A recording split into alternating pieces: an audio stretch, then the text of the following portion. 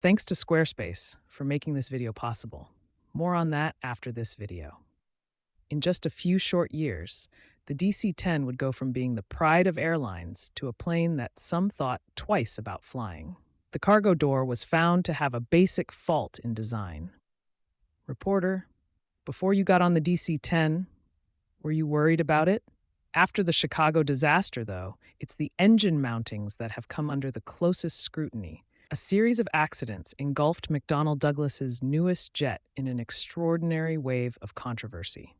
And while the DC-10 ultimately went on to be safe, reliable, and even pioneering, the company that built it never fully recovered from its missteps. The DC-10's story begins in the early 1970s, at a pivotal time when air travel was undergoing a revolution. Long-distance flying, once reserved for the wealthy, was opening up to the middle class. This shift had a lot to do with changes in aircraft design.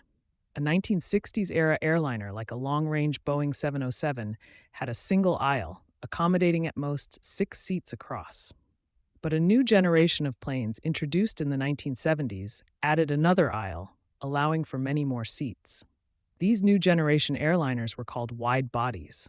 Their increased capacity and more efficient fan jet engines helped make air travel more affordable. Leading the way was Boeing's revolutionary 747. Introduced in 1970, the world's first wide body was double the size of earlier airliners. The jumbo jet quickly became an icon of the jet age, but rival manufacturers were racing to unveil wide bodies of their own. In 1971, McDonnell Douglas introduced the DC-10. With a striking 3-engine aircraft configuration, it promised improved fuel efficiency and lower maintenance costs. The medium to long-range airliner could carry anywhere from 255 to 380 passengers. And with larger windows and a quiet, spacious cabin, the DC-10 set a new benchmark for passenger comfort.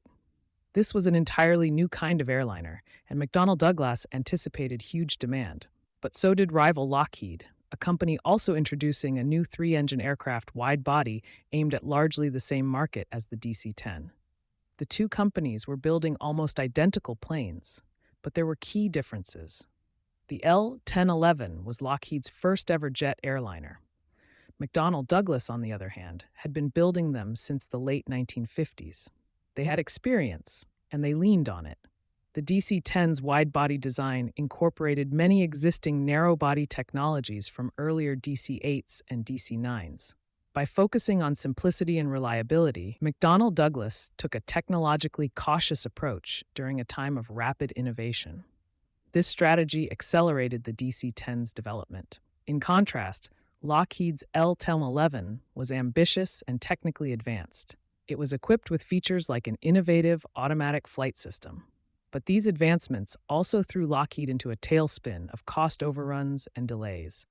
As a result, the DC-10 beat the L-1011 to market. It was also less expensive, so McDonnell Douglas quickly began outselling its rival.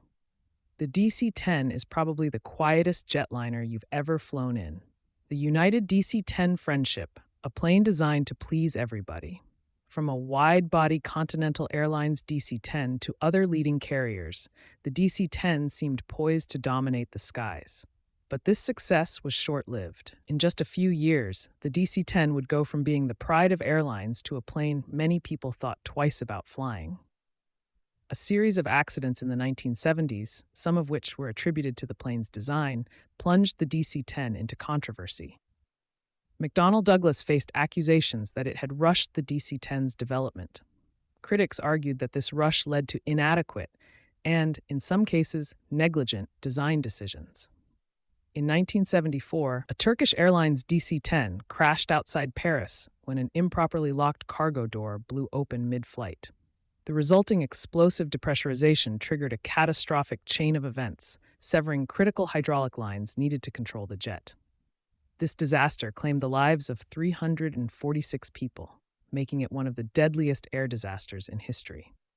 What made this tragedy even more shocking was that McDonnell Douglas had been aware of issues with the cargo door before the plane entered service. During ground testing, the company witnessed the cargo door fail under pressure. Instead of addressing the issue head-on, McDonnell Douglas negotiated its way out of an FAA airworthiness directive. The company issued a service bulletin instead, leaving it up to individual airlines to implement fixes. Many didn't. The Turkish Airlines disaster led to lawsuits, including what was at the time the largest lawsuit in history. McDonnell Douglas settled, but the damage to its reputation was severe. 5 years later, in 1979, another incident shook confidence in the DC-10.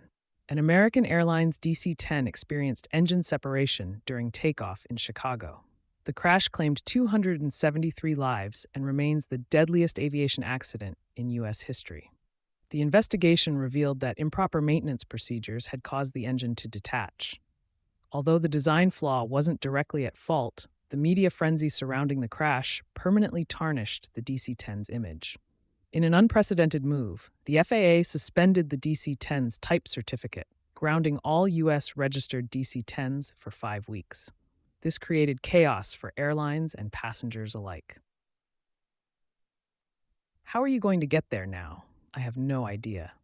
I just picked up my luggage. Despite these setbacks, the DC-10 went on to serve for over 40 years.